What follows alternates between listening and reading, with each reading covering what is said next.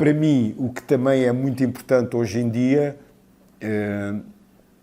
são as lutas dos povos originários. Eu penso que há um espaço conceptual de confluência entre anarquismo e indigenismo, que são, para mim, as lutas dos povos indígenas, para mim, neste momento, são as lutas radicalmente mais anticapitalistas que existem.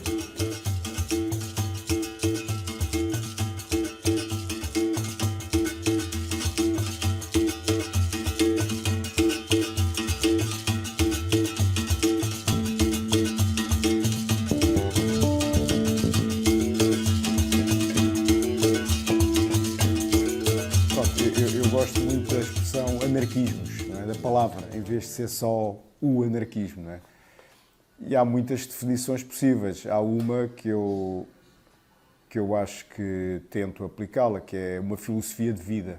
Portanto, não é apenas uma ideologia, não é apenas um conjunto de ideias que abarca o campo do trabalho, da ecologia, ambiente, etc., feminismo, etc., mas é mesmo uma filosofia de vida. O tentar ser anarquista em todos os momentos da vida, todos os dias, o que é difícil, não é? Pronto. Não é fácil, como dizia um velho companheiro que eu conheci depois da queda do fascismo em Portugal, ser anarquista talvez seja a coisa mais difícil que há no mundo. Não é?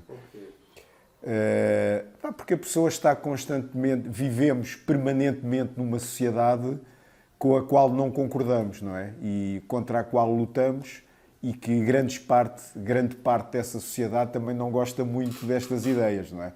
Sobretudo, enfim, grande parte, a classe dominante, não é? Ou as classes dominantes, que também é plural, não é? Não há só uma, há várias classes dominantes e lacaios, não é?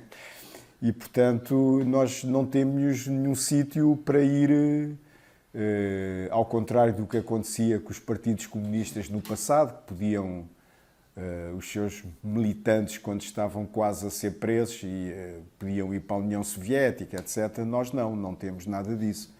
E, portanto, não há nenhum resort anarquista, não há nenhuma ilha anarquista, não há nenhum planeta anarquista, como o da Ursula Le Guin, não é? O Anarres, onde se possa ir recarregar baterias e voltar.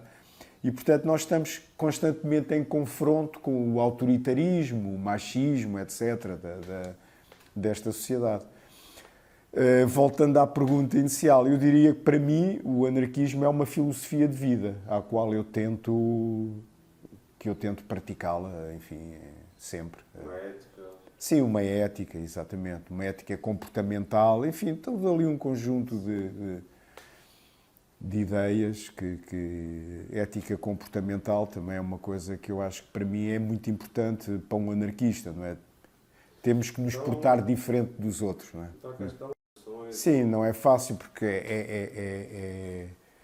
de manhã à noite, não é? 24 horas, educação, família, nós estamos sempre a receber ideias que muitas delas não se coadunam com as ideias anarquistas, não é? E, portanto, temos que estar sempre a fazer essa triagem, essa descontaminação, tal. O que é muito difícil, porque nós estamos no meio ambiente. Eu costumo dizer que, enfim, o povo francês tem fama de ser um bocado chauvinista e eu acho que até os anarquistas franceses são um bocado... e os italianos têm as suas características, nós teremos as nossas, os alemães, pelo menos aqueles que eu conheço, e aquelas são sempre muito bem organizados e organizadas, tal. Portanto, isto vem de uma influência que é muito difícil, não é? Portugueses, se calhar, um bocado mais. As coisas, às 10, começa às 10h30 e tal. É sempre aquela desorganização inventiva que nos caracteriza, tal. Pronto, é isto. É difícil escapar àquelas características do povo no qual nós estamos inseridos a vida inteira, não é? Sim. Cultura, sim, tudo. Comportamento, os hábitos. Sim. Das questões que se deparam. Sim, claro. O próprio capitalismo proporcionou às classes trabalhadoras muitas coisas que eram reivindicadas por nós.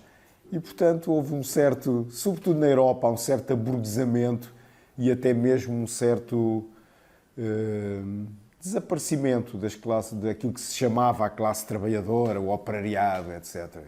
Há toda uma deslocalização do capital das fábricas, etc., para outros países. Não é? Sim. O Tomás Ibanas, por exemplo, é um bom exemplo deste tipo de pensamento. Há muitas pessoas que acham que as ideias anarquistas continuam e vão continuar, que já existem há centenas de anos, só que muitas vezes assumem outro nome. Ou seja, se calhar daqui a 100 anos as ideias anarquistas continuarão com outro nome, como se calhar há muitos anos atrás era o taoísmo filosófico, era o anarquismo da época, e há muitas semelhanças entre o taoísmo filosófico e as ideias anarquistas.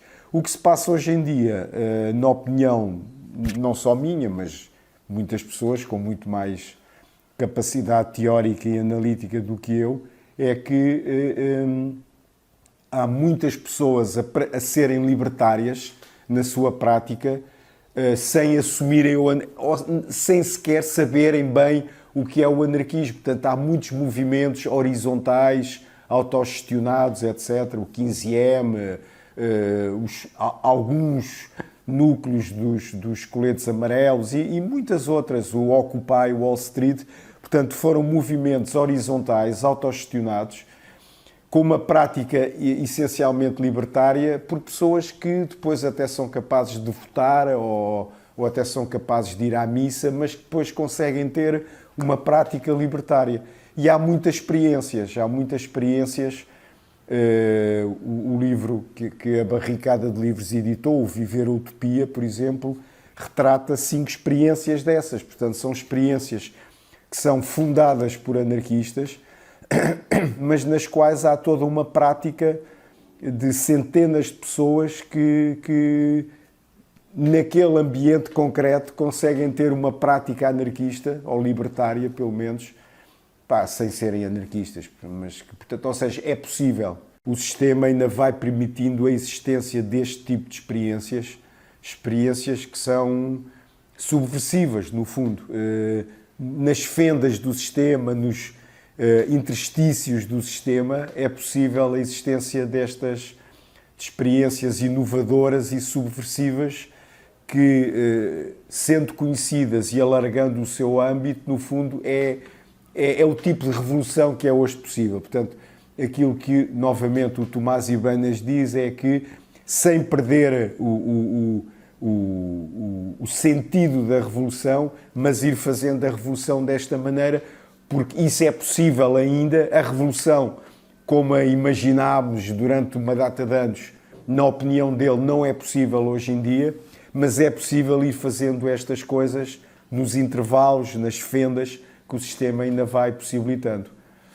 E passa por aí, neste momento passa por aí. Para mim, o que também é muito importante hoje em dia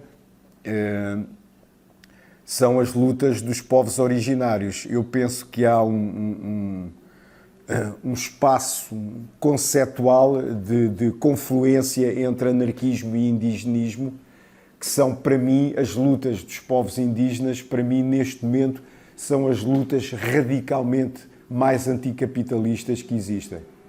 Não é propriamente os coletes amarelos, não é? Eu estava no México na altura e estava a ver, já diziam, foi em 2018, portanto já era o novo maio de 68, coincidia o 8, e eu achei aquilo um bocado, isto é mesmo o eurocentrismo a falar, porque aquilo começa com uma mera reivindicação da diminuição dos preços dos combustíveis, não tem nada de radical nem de anticapitalista, enquanto que no México, eu estava no México na altura, portanto havia ali toda uma radicalidade, é mesmo contra a extração, contra o extrativismo, contra a utilização de tecnologias destas que destroem tudo, aparentemente verdes, mas que requerem a utilização de lítio, por exemplo.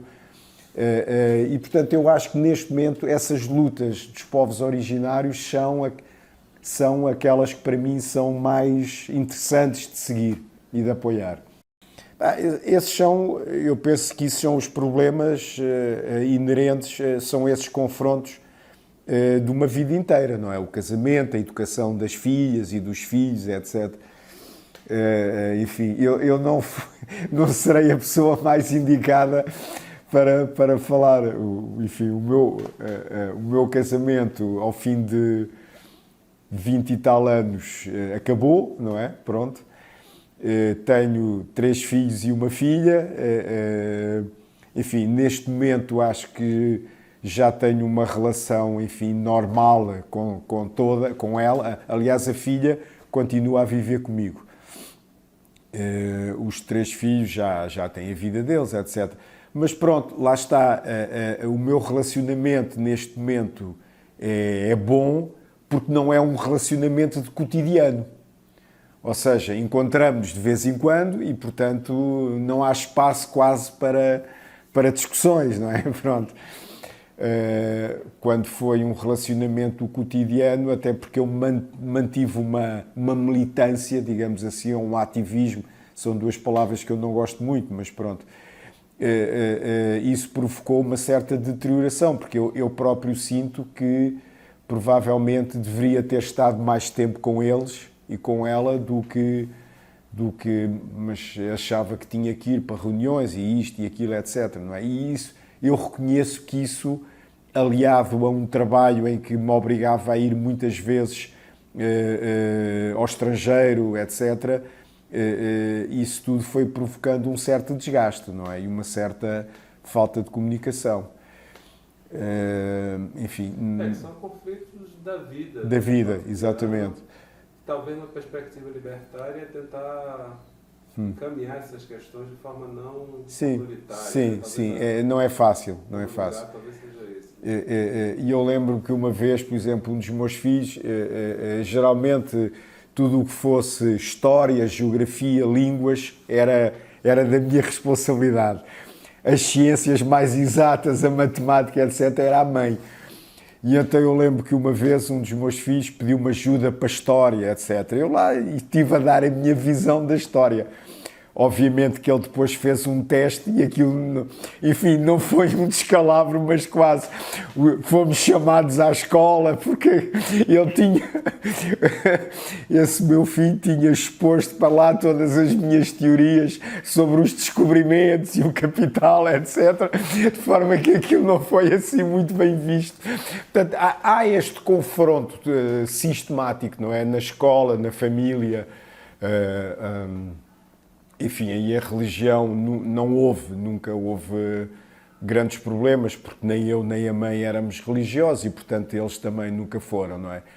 Mas é sobretudo esta questão, a escola, sobretudo a escola, o relacionamento com a escola, porque em Portugal não há alternativas, quer dizer, não há, como a Itália, escolas libertárias onde as crianças podem estar, ou até mesmo em Espanha, onde as crianças podem estar até uma certa idade ao abrigo da legislação, etc.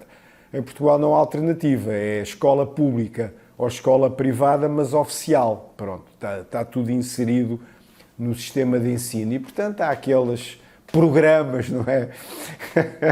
Sobretudo a nível de história, aquilo E também língua portuguesa, os autores que têm que ser lidos, pá, enfim, há muitos um anarquista tem que questionar muito aquilo. Geografia... E, portanto, a partir do momento em que se questionam aqueles programas, entra-se logo em ruptura, em litígio, não é? E depois as professoras e os professores, nem todos têm um espírito aberto. Há ali muito conservadorismo, muita rigidez intelectual naquele meio, não é? Enfim, não sei como é a situação aqui. Isso é pior. Pois... Mas, por exemplo, eu sei que aqui, por exemplo, há uma universidade católica que permite uma atividade, a existência de um núcleo anarquista lá, não é? Isso em Portugal também há uma universidade católica lá, em Lisboa e no Porto, mas seria praticamente impossível de existir, não é? Há muito, por exemplo, ainda agora, nesta semana, houve grupos de jovens que invadiram e ocuparam 2 escolas secundárias, portanto, o antigo liceu, não é? Que se frequenta até entrar para a universidade, e ocuparam até universidades por causa da greve climática. Numa das universidades, o reitor, por isso simplesmente, chamou a polícia para tirar de lá os alunos, não é?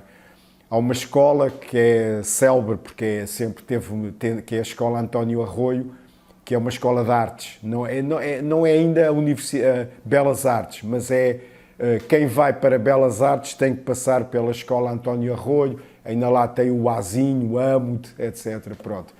Aí, aparentemente, é uma escola tradicionalmente libertária, quase, e portanto aí... Mas noutras escolas e noutras universidades, os reitores chamaram a polícia para tirar lá de dentro os jovens, não é? Portanto, há um certo conservadorismo que tem aumentado nestes últimos anos. A universidade do meu tempo não tem nada a ver com a universidade agora, não é? E, portanto, há este litígio permanente, não é? Eu não sei se neste momento eu conseguiria frequentar uma universidade com estas ideias. Seria um litígio permanente, não é? Pronto, também beneficiei disso, de ter feito a universidade num período de grande efervescência popular em Portugal, durante o fim do fascismo, logo a seguir à dita Revolução dos Escravos, etc. Pronto. Portanto, isto são pautas, não é? Pautas da vida cotidiana com as quais temos de lidar. Enfim, não serei a melhor pessoa para falar sobre casamento, então. Não foi bem casamento, era uma união de facto, não é? Pronto. Mas depois há não tem que ser... A palavra aqui é uma mera palavra, não é? Porque a união de facto ou o casamento, depois no cotidiano, é exatamente a mesma coisa, não é? Pronto, ter enfim, uma editora com uma programação regular era um velho sonho meu, que logo a seguir, enfim, eu não tinha condições a seguir em 74, 75, nem tinha nem condições de disponibilidade pessoal, nem condições financeiras para isso. Portanto, agora, desde finalmente consegui, pronto, era um sonho meu concretizado. Portanto, no fundo, é um projeto individual, mas que não deixa de ser um projeto coletivo. Portanto, a Barricada, o primeiro livro, saiu em 2017 e desde essa data, 31 de maio de 2017, e até agora editámos 11 livros, ou 12. Dois deles, uma coedição com outra editora do jornal A Batalha, não é? E um dos livros, já foi cá e lá, portanto teve uma edição simultânea em Lisboa e em São Paulo. Foi o Viver a Utopia.